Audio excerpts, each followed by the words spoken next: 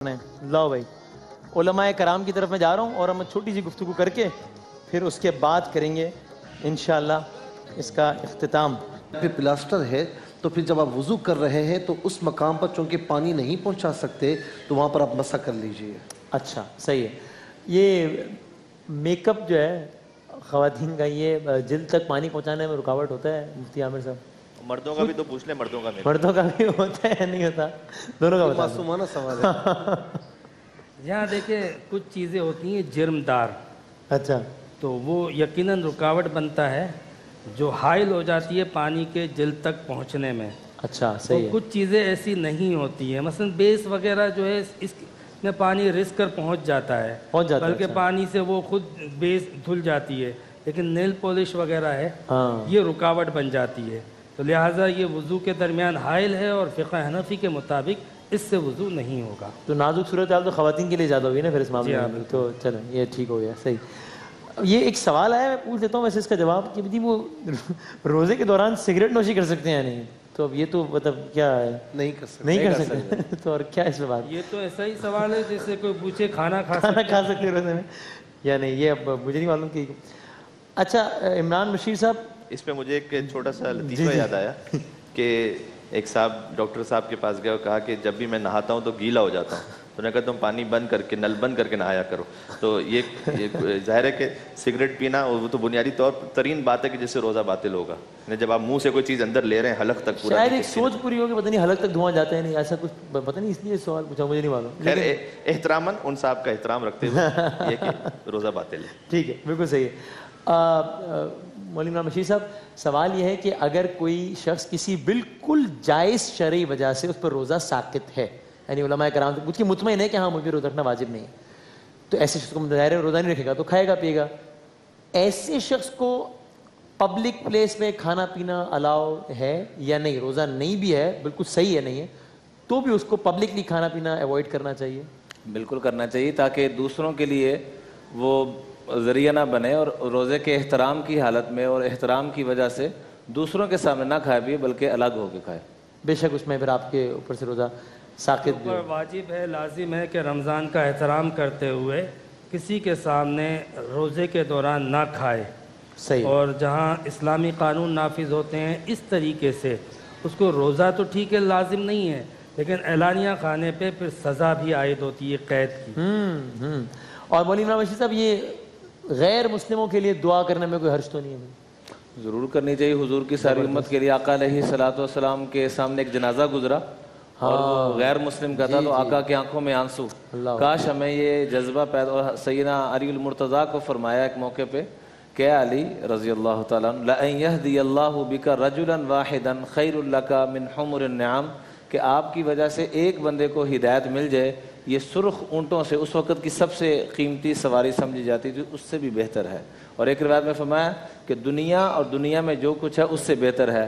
تو غیر مسلموں کے لیے ضرور دعا کرنی چاہیے کہ اللہ ان کو ہدایت کی دولت سے مالا مال فرمائے، پوری امت کو۔ اچھا ہدایت کی، اور ویسے بھی عام زندگی میں مطلب کوئی دوست ہے، احباب ہے، کسی مشکل میں ہے تو میں دعا کروں، جو کہ اللہ تعالیٰ اس کی تو کوئی یہ احسن عمل ہی ہے نا، اس میں کوئی وہ تو نہیں ہے۔ اللہ سب کے لیے آسانیاں فرمائے۔ اس میں جی یہ ہے کہ غیر مسلموں کے لیے ہدایت کی دعا تو کی جا سکتی ہے، بالکل کرنی بھی چاہیے۔ صحیح۔ اور خاص طور پر ظاہر ہے کہ بعض اوقات بندہ کہیں کام کرتا ہے، غیر مسلم ساتھ ہوتے ہیں، اس سے تعلق، تو ان کے لیے ہدایت کی دعا بالکل کرنی چاہیے، لیکن اگر وہ حالت کفر میں مر جائے تو پھر اس کے لیے دعائے مغفرت نہیں کر سکتے، یہ شریعت مطالعہ نے اس کی اجازت نہیں دی ہے۔ صحیح، لیکن دنیاوی حوالے سے کسی مشکل میں پھنسا ہوا ہے، اس کے لیے دعا کرنا دل سے، اس میں یہ تو کر سکتے۔ آپ کچھ کہنا اس میں چاہ رہے تھے؟ جی میں اس سے اتنا عرض کرنا چاہ رہا تھا کہ بہرحال بنیادی ترین رشتہ تو انسانیت کا ہے، مسلمان تو ایک اچھے انسان کو کہتے ہیں، ٹھیک ہے، مسلمان تو ہوتا ہے جو ایک اچھا انسان، یعنی وہ اس درجے سے تھوڑا سا اوپر ہوتا ہے۔ تو بدقسمتی یہ ہے کہ یہ ہم کہنے کے لیے تو کہتے ہیں، پریکٹیکلی شاید اتنا اس طرح سے نظر نہ آتا ہو۔ امام زین العابدین علیہ السلام رات کو جب کھانا تقسیم کیا کرتے تھے غربا اور فقراء میں، تو ایک صحابی ان کے ساتھ تھے، ایک شخص کے پاس امام نے کھانا رکھا، وہ سو رہا تھا، اس نے کہا کہ یہ آپ کے مذہب کا ماننے والا نہیں ہے، آپ کیوں کھانا رکھ رہے ہیں اس کے پاس؟ تو اور سویا ہوا بھی ہے، اس کو پتہ بھی نہیں چلے گا کہ آپ نے اس کے پاس رکھا ہے۔ تو امام اسلام نے اس وقت گویا اس طریقے سے فرمایا کہ لا تأخذہ سنۃ ولا نوم، کہ جس خدا متعال کی خاطر یہ نیکی انجام دے رہا ہوں اسے نہ کبھی نیند آتی ہے نہ اونگ آتی ہے. یہ تو سو رہا ہے لیکن وہ خدا وہ ہمیشہ دیکھنے والا ہے. تو اگر انسانیت کے جذبے کے تحت آگے بڑھیں گے تو اسی جذبے کے تحت ہم دوسروں کو اٹریکٹ بھی کر سکیں گے. ایک سوشل میڈیا پر خبر تھی واللہ عالم کتنی صحیح ہے, یعنی اندرون سندھ میں شاید یہ واقعہ پیش آیا کہ ایک ہمارے کرسچن برادری سے تھے تعلق رکھنے والے, خاک روب تھے. بالکل صحیح خبر ہے. اچھا صحیح خبر ہے. اور جب اس کے بعد وہ ہاسپٹل گئے تو مذہب کا نہیں پتا لیکن ہوا ڈاکٹر نے کہا کہ پہلے اس کو صاف کرو اس کے بعد ہم علاج کریں گے. ہاں یعنی انتقال ہو گیا. تو جو ہماری یعنی جو سب کی غلاظتیں صاف کرنے والا تھا ہم نے اسی کی غلیظ کہہ کے مار دیا.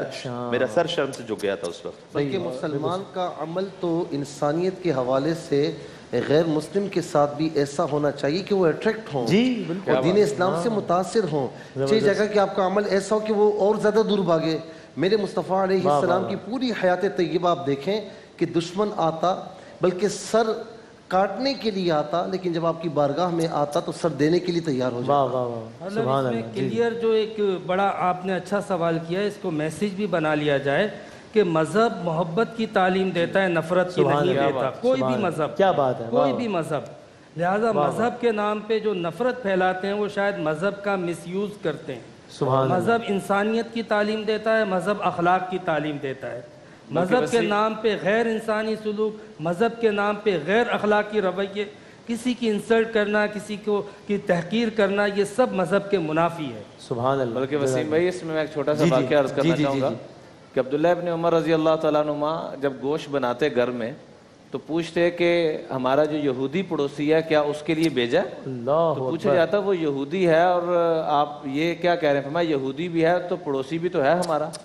ایسے ہی سیدنا صدیق اکبر رضی اللہ عنہ کا جب انتقال ہوا تو سیدنا عمر فاروق رضی اللہ تعالیٰ عنہ بیت المال میں اور آ کے پوچھا کہ حضرت کا کیا معمول تھا؟ کہ آ کے نفل پڑھتے, کوئی نرم غذا تیار کرواتے اور اس طرف تشریف لے جایا کرتے تھے.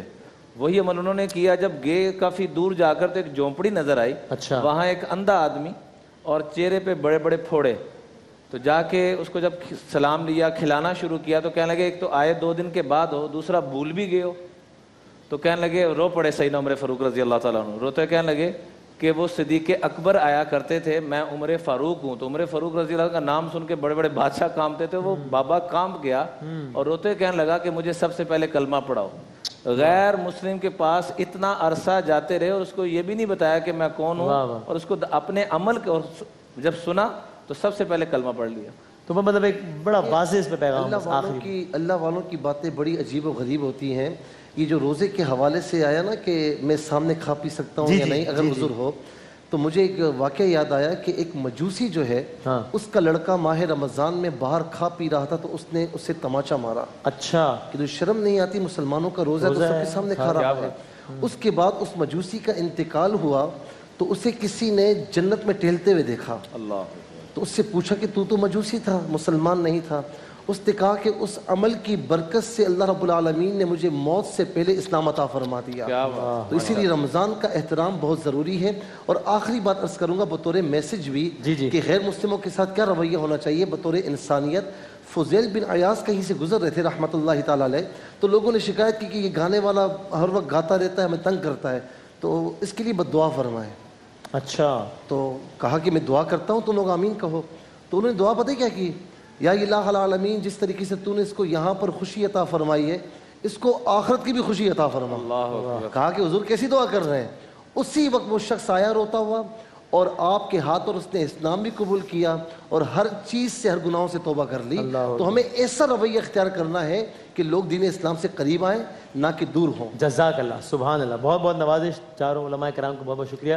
اور بھائی دیکھیے یہ علماء کرام جن کا ظاہر فقہی حوالوں سے کچھ معاملات پہ اپنا اوپینین بھی ہے, سب کچھ ہے, لیکن آپ نے دیکھا ہے علماء کرام کی نشست سے پیغام جا رہا ہے کہ غیر مسلموں کے ساتھ, مطلب یہاں تو جو اختلاف ہے تو فقہی نوعیت کے, غیر مسلموں کے ساتھ کس طرح کا سلوک رکھنا ہے, یہ ہے اصل تصویر. تو یہ جو ہم کچھ .00001% جو کہیں سے کوئی آواز اٹھتی ہے کہ نہیں یہ تو وہ اصل تصویر نہیں, بلکہ یہ ہے الحمدللہ اسلام کی اور ہمارے علماء کرام کی بھی اصل تصویر الحمدللہ. اور انشاءاللہ اسی پازیٹیوٹی کے اور یونٹی کے میسج کو اس پلیٹ فارم سے ہمیشہ پروموٹ کیا جاتا رہے گا. اور میں ہمیشہ یہ بات کہتا ہوں جب جب مجھے موقع ملتا ہے, چونکہ واقعی ان علماء کو ایک کریڈٹ جاتا ہے کہ یہ صرف یہاں پر بیٹھ کر اچھی اچھی باتیں نہیں کرتے, وہ تو کرتے ہی ہیں, لیکن جو آف اسکرین میں جس چیز کا ثبوت دیتے ہیں کہ جب بھی یہاں پر اذان فجر ہوتی ہے اس کے بعد ماشاءاللہ جب یہاں پر نماز ہوتی ہے, جو کہ ٹیلی ویژن پر تو نشر نہیں ہو رہی ہوتی, لیکن وہ جماعت الحمدللہ با جماعت ہوتی ہے, کبھی کوئی ایک آگے ہوتا ہے کبھی کوئی, اور پھر سب جو ہے وہ ساتھ نماز پڑھ ہوتے ہیں الحمدللہ. تو اللہ تعالیٰ اسی جذبے کو. علامہ صاحب کا ذکر کروں گا, علامہ کمیل میدوی صاحب بڑے اچھے آدمی ہیں, یہ کئی مرتبہ مجھے انہوں نے فون کیا, وہ فقہ حنفی کا یہ مسئلہ کیسا ہے, واہ واہ واہ, کہا کہ میرے ایک حنفی دوست انہوں نے یہ مسئلہ پوچھا تو میں آپ سے پوچھ رہا ہوں. کیا بات ہے, یہ آپ دیکھیں, سبحان اللہ, واہ واہ, جزاک اللہ. کا سارا سال اسی طریقے سے ہمارا رابطہ رہتا ہے, چونکہ میڈیا پر آنے کی وجہ سے بہت سارے لوگ رابطہ کرتے ہیں, تو ہم ان سے پوچھ لیتے ہیں کہ آپ کا تعلق فقہ حنفی سے ہے, تو وہ جب کہتے ہیں خاص طور پر نکاح اور طلاق کے معاملات میں اس طریقے سے جو سینسیٹیو معاملات ہوتے ہیں تو ہم مفتی صاحب کو میسج کرتے ہیں, کیا بات ہے, یا کچھ اور ہمارے اہل سنت برادران علماء حضرات ہیں, ہم انہیں میسج کرتے ہیں اور ان سے یہ کہتے ہیں کہ آپ اس مسئلے کو حل کیجئے چونکہ فقہ حنفی سے ان کا تعلق ہے, یا آپ ہمیں گائیڈ کیجئے تاکہ ہم انہیں بتا سکیں. سبحان اللہ, سبحان اللہ, طبیعت خوش ہو گئے, دل خوش ہو گئی یہ بات سن کے. اس سے زیادہ بڑے دل کا مظاہرہ کوئی نہیں کر سکتا کہ آپ کہہ رہے ہیں کہ بھائی میری تو اس پر یہ رائے ہے, لیکن آپ چونکہ اس پہ نہیں بلکہ اس مطلب کا عمل کرتے ہیں, اس کا مسئلہ پوچھ کر آپ کو بتایا ہوں. اس سے زیادہ بڑے دل کا مظاہرہ کیا کیا جا سکتا ہے. اللہ تعالیٰ انشاءاللہ بس اسی جذبے کو پوری قوم میں پھیلا دے انشاءاللہ. بلکہ یقین جانیے گا اور بھی علماء اور خاص طور پر مفتی منیب الرحمان صاحب, ہم نے ایک معاملے میں انہیں بھی ای میل کی تھی, اچھا, اور ان کی جانب سے چونکہ ہم چاہتے تھے کہ ایک ریٹن کوئی فتویٰ آ جائے, تو باقاعدہ انہوں نے بھی شفقت فرمائی اور انہوں نے ریٹن فتویٰ بھیجا, اور اسی فتوے کو ہم نے آگے پہنچایا تاکہ جو مسلک سے وہ تعلق رکھنے والے ہیں ان تک ان کی صحیح بات پہنچے اور ہم ایک برج بن جائیں اور ایک رابطہ بن جائیں. ان تمام احباب کا شکریہ, اور مفتی عامر صاحب سے معذرت کے ساتھ میں نے سحری کے موقع پہ زیادہ ٹائم لے لیا, تو میں آپ سے شرمندہ ہوں, معذرت. ایسی بات نہیں ہوتی. جزاک اللہ, بہت بہت نوازش, اور انشاءاللہ اسی زبردست پازیٹیو نوٹ پہ نشریات کا اختتام کرتے ہیں اس دعا کے ساتھ. اور ہاں ہمارے, آپ ذرا نام اگر دوبارہ بتا سکیں تو بتائیے گا. ہمارے ایک دوست ہیں وقار صاحب, ہمارے پینل کا ہی اور ہماری ٹیم کا ہی حصہ ہے, الیکٹریشین ہے, ان کی ذرا طبیعت سیریس ہے, ان کی ذرا حالت سیریس ہے, تو میں آپ سب سے بھی گزارش کروں گا کہ ان کی صحت یابی کے لیے دعا فرمائیں. اللہ تعالیٰ انہیں جلد از جلد صحت یابی عطا فرمائے انشاءاللہ. بہت سارے لوگ مجھے ذاتی طور پر کہتے ہیں, نام لینا ممکن نہیں ہوتا, اس دن سے معذرت کہ میں نام نہیں لے پاتا, لیکن اللہ تعالیٰ سب کو صحت. عباس بھائی کا بس سے بچائے اور استقامت کے ساتھ اسی طرح یہ پروگرام کرتے رہیں, ہمت کریں انشاءاللہ انشاءاللہ انشاءاللہ. بہت بہت شکریہ. اے سبز گنبد والے, منظور دعا کرنا, جب وقت نزا آئے دیدار عطا کرنا. اللہ حافظ ناصر. ماہ رمضان یوں آ گیا, بن کے رحمت یہ پھر چھا گیا, کیسے تجھ سے کروں سامنا.